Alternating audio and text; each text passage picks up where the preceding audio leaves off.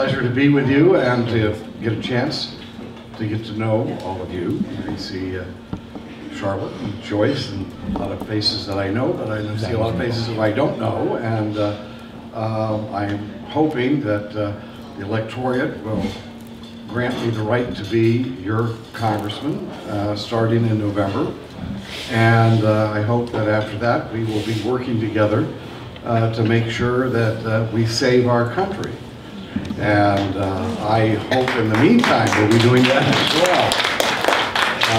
well. This is, and as I say, I hope that we don't wait till November, because what happens between now and November will determine what kind of country we have. And it's, you've heard this many times over the years. This is the absolutely most important race, and blah, blah, blah. Well, this is the most important election you'll ever have. And we have a president who is the worst of all worlds. He's raised as a Marxist, and people are afraid to say that. No, he was raised as a Marxist. And he was educated in terms of American politics in the Chicago Machine School of Politics, the worst of both worlds. And he is now President of the United States, and he is changing the nature of our society. And either we stop him now, or after 4 more years in office, the damage might be irreparable. We just had a tremendously positive Supreme Court decision 2 days ago. And they decided that if you have a government regulatory body, that just because it is bestowed some power, that doesn't mean that they are omnipotent and that their power can never be challenged. And some people's homes were being taken, one person's home, but this now applies to everybody, by the EPA. And the people who had invested, and it was less than an acre of land, where they wanted to build their dream house, overlooking the view of a nice vista, and the EPA said, no, you cannot build there, claiming that it was a wetlands, although there wasn't any water there, and there never will be, and it is not a wetlands, it's the middle of a housing development. And so the EPA was claiming that these people, who they beat down into submission, or trying to, that they had no right to appeal the decision. Their whole life was destroyed. I mean, this is everything they've been saving for. This is their dream home, and you have government officials taking it away, and there is no recourse. Is this what America? Is that America, or is that the Soviet Union, for Pete's sakes?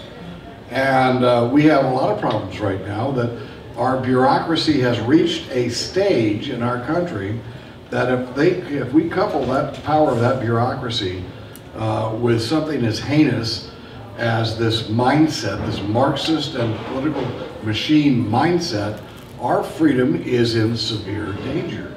The Supreme Court stood up 2 days ago and said, no, if you're going to try to take somebody's property, they have a right to appeal the decision to a court, and the courts, of course, in another branch of government than these regulatory bodies who are appointed by the president.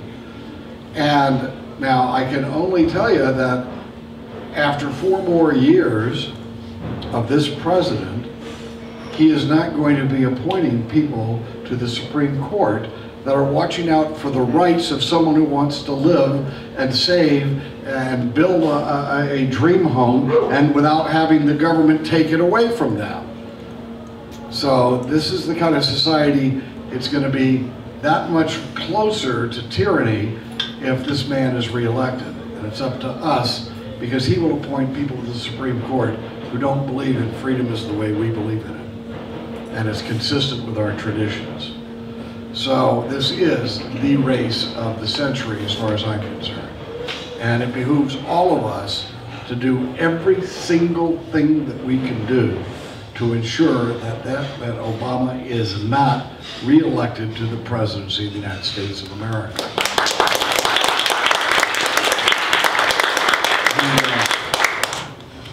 We face a major crisis. We're supposed to talk about what's going on in Congress and etc. Right now we face a huge crisis.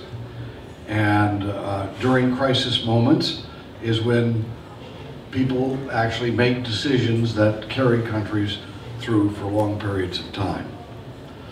Over the last 3 years, we have increased the national debt by $5 trillion. It's not billion, it's $1 trillion. And what do we have to show for it? We have a president who has enriched so many cronies, you can't even count them all. Across the country, the cronies of the liberal democratic establishment have been enriched. And it is, so we're going in debt and there's nothing to show for it. I mean, what do we have to show for it? Is the economy really getting better like we're told? How many here really believe the inflation rate's 2%? Anyone here believe that?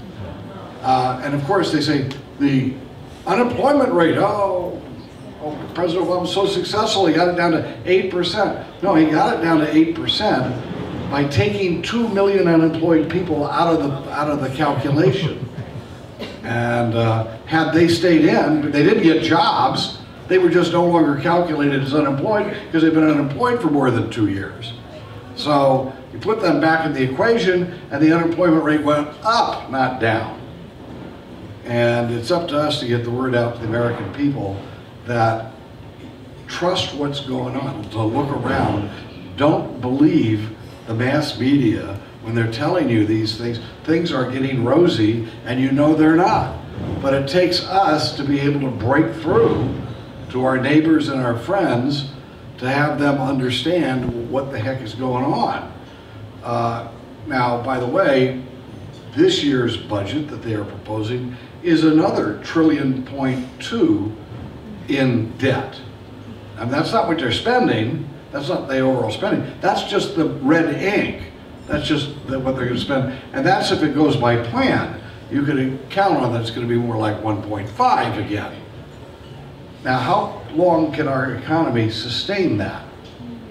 How long can we sustain this kind of debt piled upon us and piled upon us? It is not only, we know it's going to hurt our children. By the way, what is the interest rate in servicing $5 trillion? Okay, and get this, we're servicing that at the very lowest artificial interest rates that they could possibly come up with. So what happens if the interest rates goes up to what they really should be under these economic situation? We could have to double the payment or triple the payment in order to service that $5 trillion more in debt without having anything to show for it, not even enriching your cronies. So we know that there's some major changes that have to take place. Now let me suggest to you that we Republicans, we have to work our hearts out, but we also have to commit ourselves to changing the way America is functioning. All of these problems that we face are not traced just to Obama. They're problems that have been building for decades and decades, including the decades the Republicans were in charge of both houses of Congress and the presidency. We have had policies that have put us behind the 8 ball. And unless we change those fundamental policies, if we are given the chance, the American people should never trust us again. Okay, so how about that? What are some of the lessons we learned? Well, we have a lot of things that we need to say are no longer the federal government's role because we can't afford it anymore. It's driving us bankrupt. Like education. I'm sorry, my reading of the Constitution does not say that the federal government is in charge of education. In fact, I don't think it's in the Constitution where it mentions education. I think. I'm going to have to go check, you know, do a little word check there to see if that word is in the Constitution. Well, right now, 10% of all education money comes from the federal government. Well, it doesn't come from the federal government. It comes from us. The federal government, every time a group of kids come to Washington, and every time anybody from my district comes, they have a chance to talk to me. And I always ask them, have you seen the federal money pits while you've been here? And that's where all that federal money comes from, right? Or how about those money trees, all those $1,000 bills growing on those trees? Well, there's no money pits and there's no money trees, and Washington, D.C. is exactly 64 square miles surrounded by reality. Okay? Okay? Well, the money isn't being made in those 64 square miles. The money that we're talking about is made here, it's collected and sent to Washington, and then you've got these rows of these big buildings, Department of Education, in which you have government employees working. And most of them never see a student, right? They're telling teachers and people who run schools here how to run their schools. This is exactly the opposite of what our founding fathers had in mind, and what we've got to do if we get the majority back is say, I'm sorry, all education goes back to the states and to the local communities. Okay.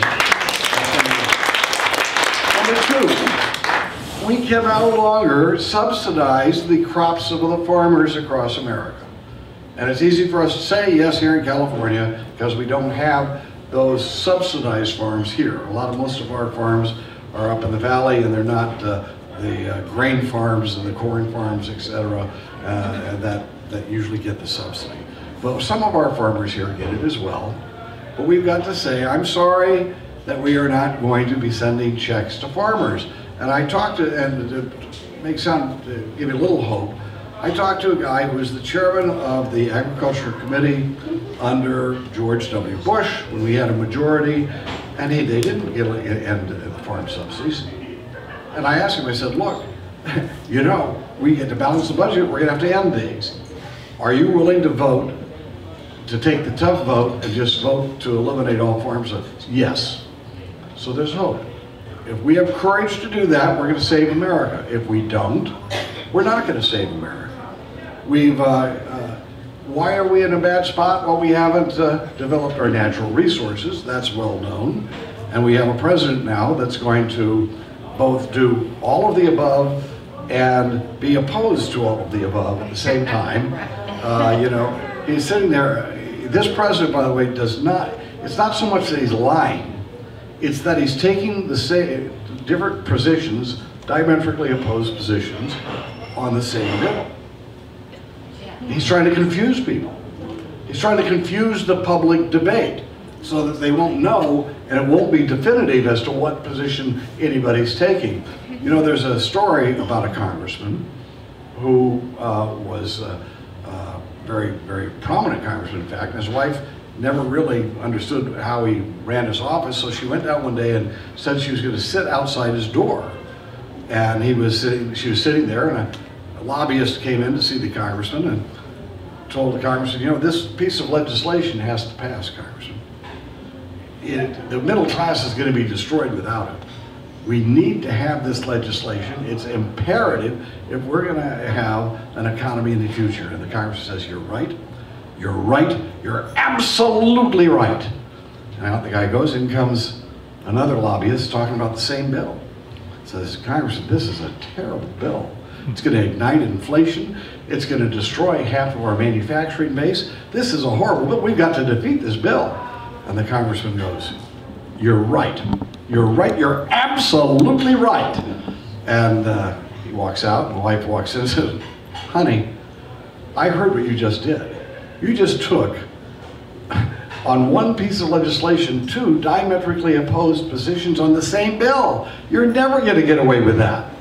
He looked at her and he said, you're right. You're right. You're absolutely right. Well, we've got to make sure that we define, number one, what the issues are, and that we are not afraid to speak the truth and be bold about it. And one of the things that we need to do is make sure that people understand that we are not just blaming Obama. He's been in he will have been in 4 years next year. Now it's a little more than 3. He's not responsible for the crisis that we're in.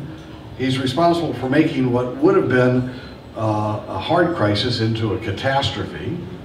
And but let's face it, we have offshore oil resources here in California, oil and gas, about $1 trillion worth. We've let them sit there for all these decades of having a huge asset, and we let them sit there, and our state government is going to cut back on education and taking care of seniors, et cetera, on criminal justice. They're going to close those down before they will permit us to utilize the natural resources that are right offshore. It's absurd. Well, but we've been doing that on a national scale. And when the Republicans were in, I'm sorry, I did not see the same commitment that I expected to see, even though George Bush was from Texas. That problem was still being maintained. We were doing better than what this guy, who is now targeted fracking, for example. The EPA has been challenged to go get fracking. Well, if you don't know, fracking is this new way that they're getting oil and gas out of the ground that's going to save our country. Only this guy has his bureaucrats targeting that to try to find some way to shut it down.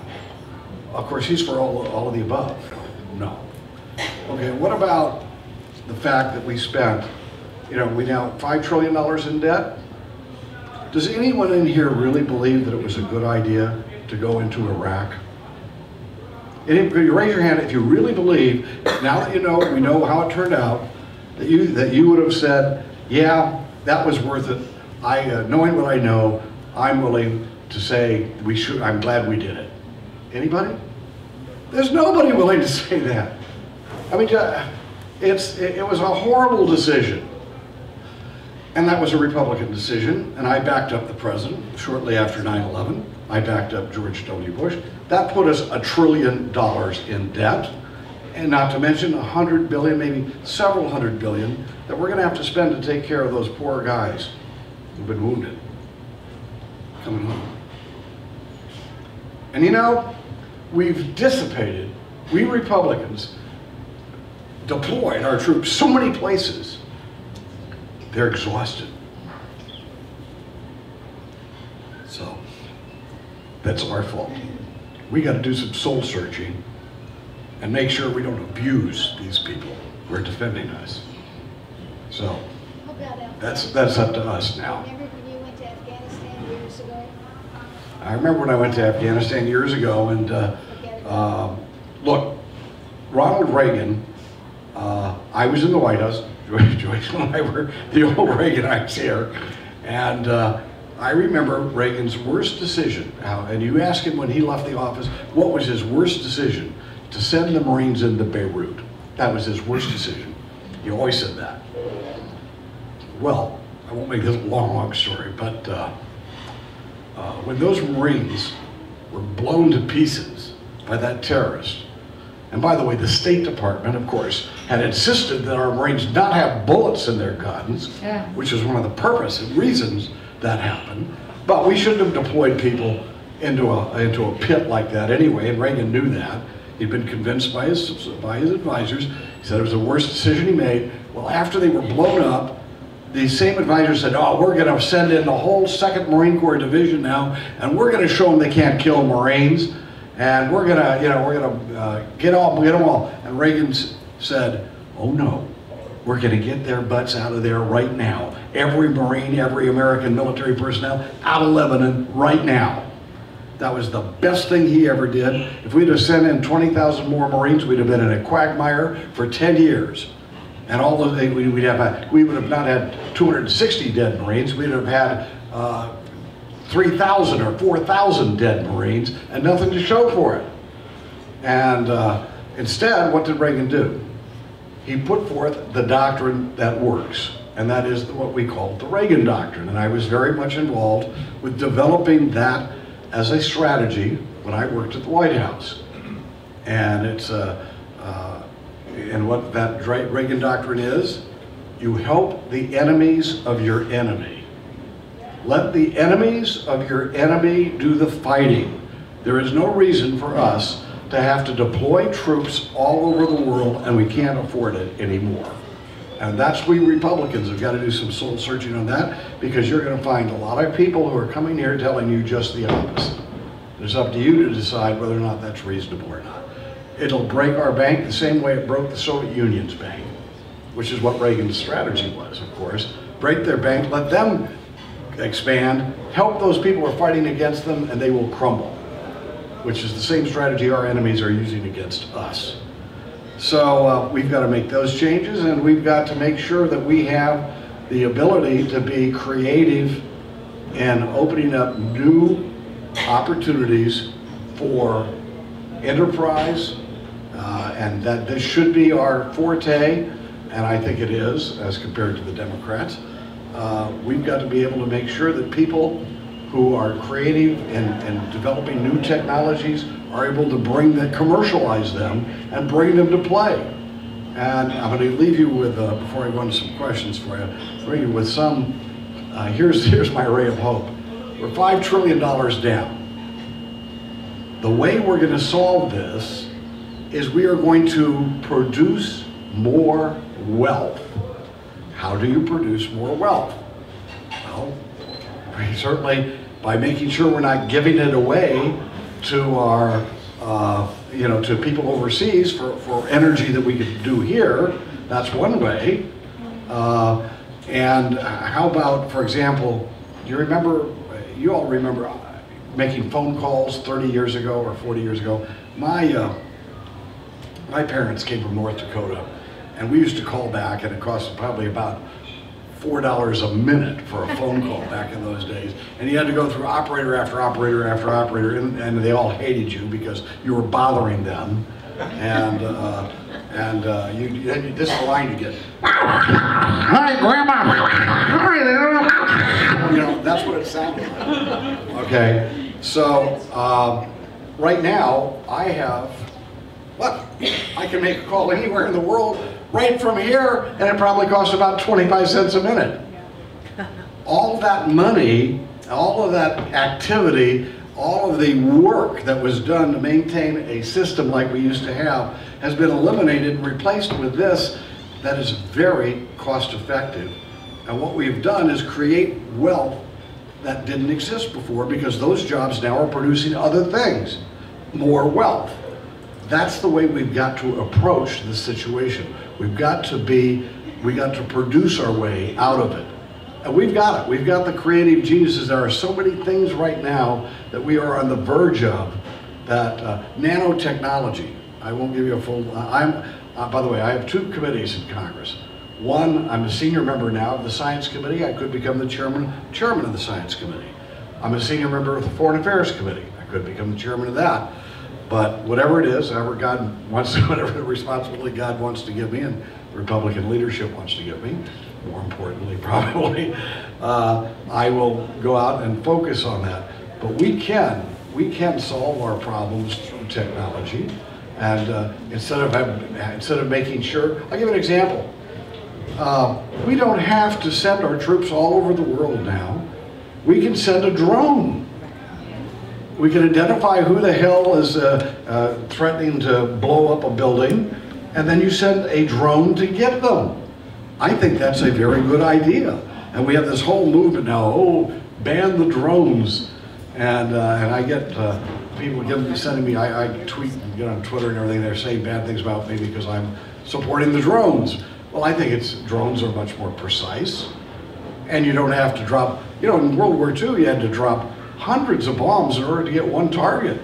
And now with a drone, you can go up there and have one missile and it'll go straight down to exactly who you want to kill.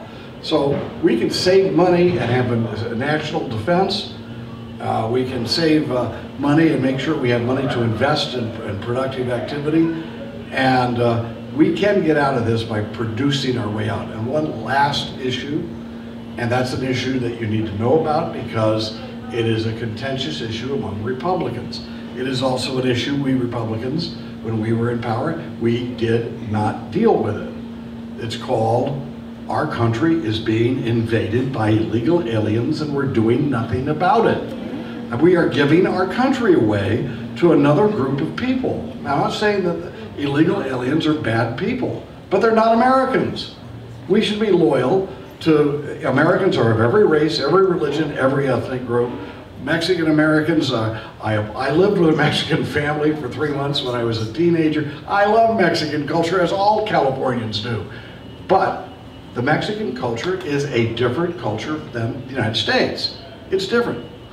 We should not have 60 million people coming in here from Latin America, nor 30 million or 40 million coming in from Asia, or wherever they're coming from. We do not need to give our country over to another group of people who may or may not be loyal to those values which have made our country great. And we've done nothing about it. The Republican leadership did nothing about it. Oh yeah, George Bush tried to do something about it, remember? He arrested Ramos and Campion to make sure that all the Border Patrol agents knew if they were even going to arrest drug dealers at the border, they were in trouble. Can you imagine? And I tell you, the thing I'm the most proud of my entire time in Congress is I managed to be the leader getting those two guys out of jail before George Bush left office. Those were heroes. Just like these guys who were the SEAL guys who arrested that terrorist, and then they've tried them because they hit him in the stomach. Give me a break. We're taking our heroes and putting them through the ringer. Well, Republicans have done that as well as Democrats, and we got to stop that.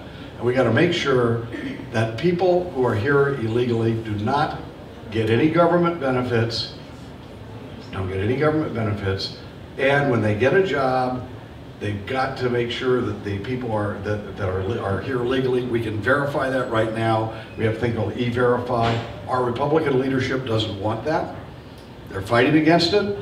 There's a group of us in Congress, I'm one of them, leading an insurgency saying, no, these jobs, if we're going to get jobs to get us out of this recession, they should go to Americans.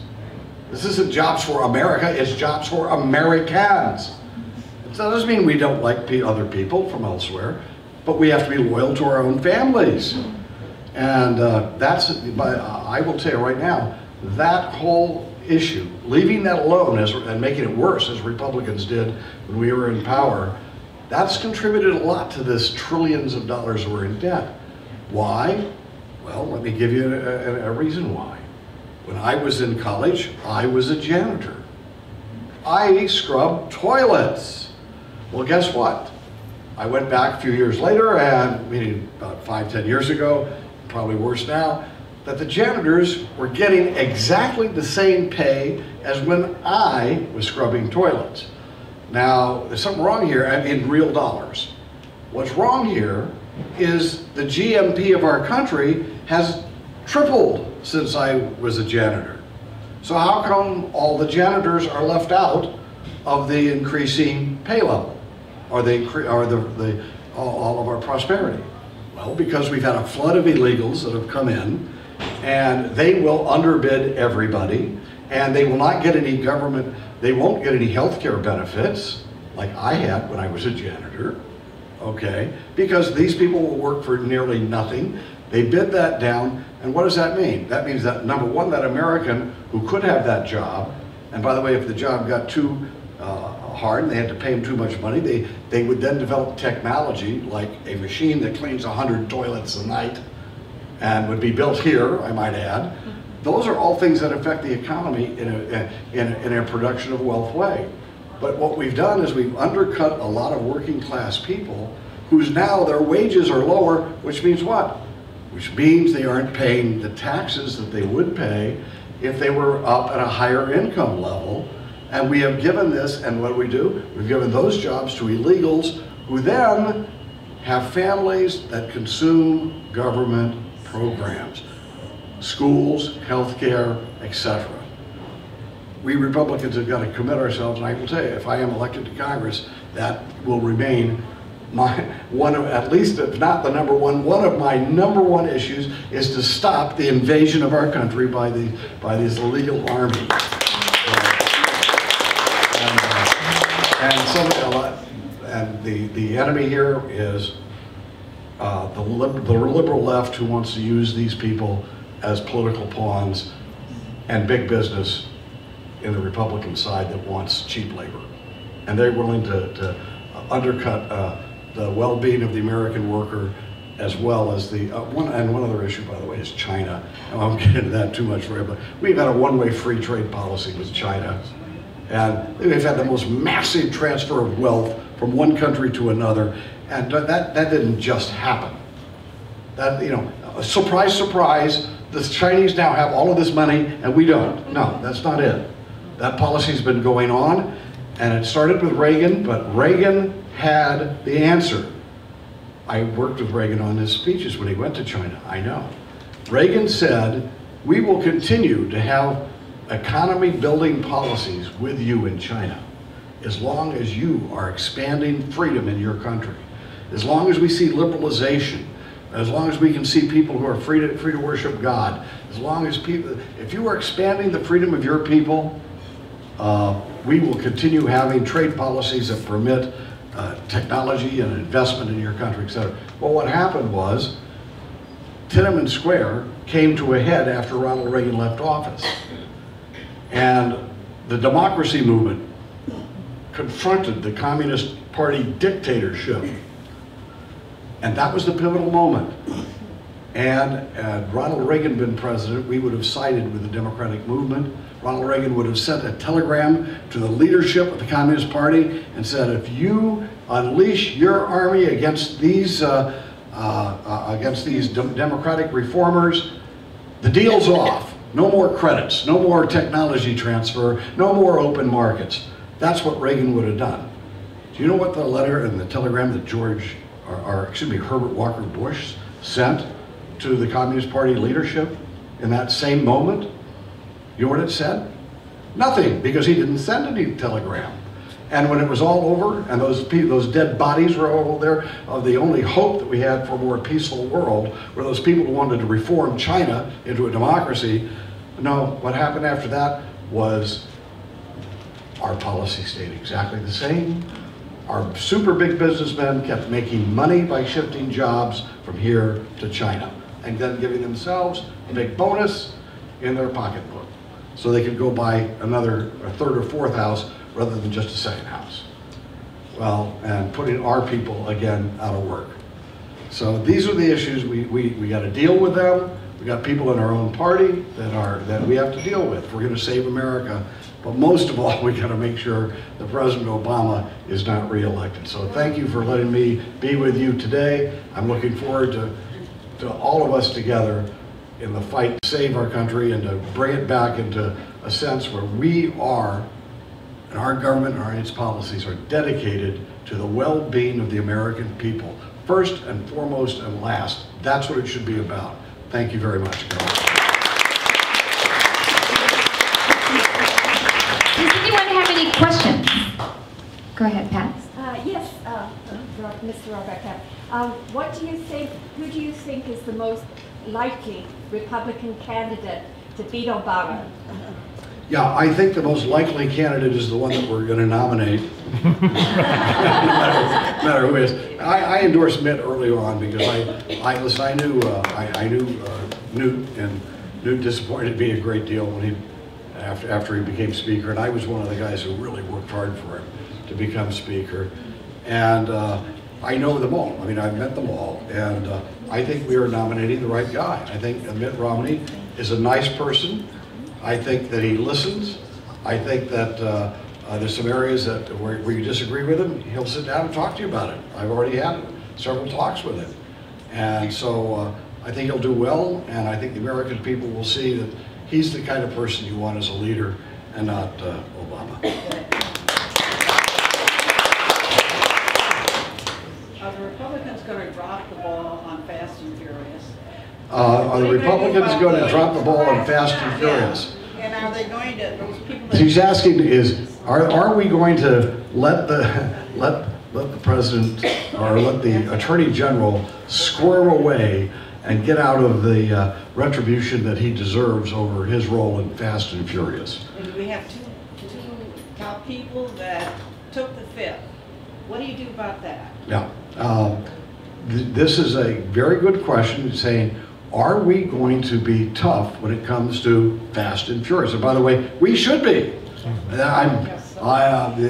talking to the guy who I think that is exactly what we should be.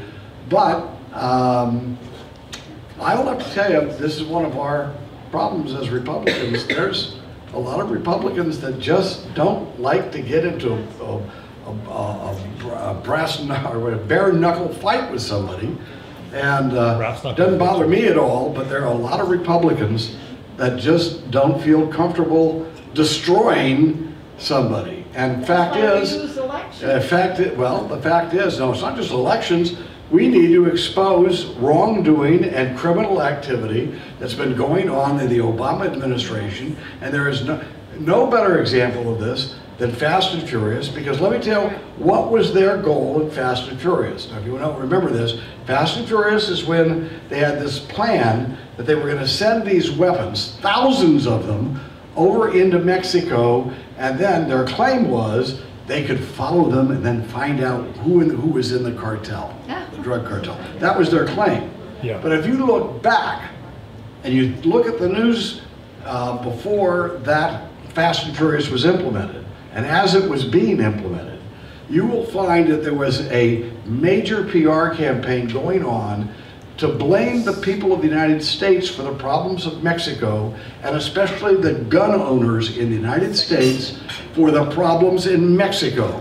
And they were going to have some kind of a gun ban in the southern states, that was along the border with Mexico, and that was their plan. Blame the American people, and those 2,000 guns that they were sending us, I believe, were part of a conscious conspiracy to undermine the Second Amendment rights of the American people. Wow. And it's as simple as that. So, and we better, I will have to tell you that I'm doing a little investigating on myself, and I've got some information. I hope that it's being put to good use. So, Okay, one more question. one more Joyce. question, and then it's not ask a question. Joyce. Okay. Who? Joyce. Joyce. Afghanistan. Tell us. Afghanistan. What do you think? Joyce knows that I played a big role in Afghanistan. During the Reagan years, I was deeply involved with helping the Mujahideen fight the Soviets, and we heard of Charlie Wilson's war, but frankly, I was just as involved as Charlie. So, but the fact is, we made a lot of mistakes over the years in Afghanistan. But just remember, the Taliban is not Mujahideen. Mujahideen fought the Soviets. We helped the Mujahideen, and that was a good thing. I was in Afghanistan with the Mujahideen fighting the Soviets during that time period. So, I mean, they were wonderful people, and those people were not the Taliban. The Taliban were later sent in by Pakistan, and what we need to understand is Pakistan has been our enemy all along, and we've been played like suckers all along. And we shouldn't give one more penny of aid to Pakistan ever. And frankly, we should get out of Afghanistan. When the Taliban were defeated, there were only 200 American soldiers on the ground. 200 American soldiers. They were defeated by a force called the Northern Alliance, which were the Mujahideen who had fought the Soviets, who we mobilized, and I helped mobilize them. And they came down with American air support and defeated the Taliban. Those people have been pushed aside. Our State Department, again, has snatched victory out of the jaw, or snatched defeat out of the jaws of victory. And frankly, we should not stay one day longer in Afghanistan than we can. We should be ASAP. If I could send an order tomorrow saying, start packing your bags and get the hell out of there as soon as you can to every American soldier in Afghanistan, I would. And we can defeat the radicals without, in fact, American soldiers on the ground are counterproductive, because the people of Afghanistan, they are very suspicious of foreigners, and they can fight their own battles. We could pick out the ones who can defeat the Taliban, who did already help them, but not have thousands of our soldiers put their lives at risk every day. That's ridiculous. So thank you all very much. Thank you. I'll be happy to talk to you afterwards.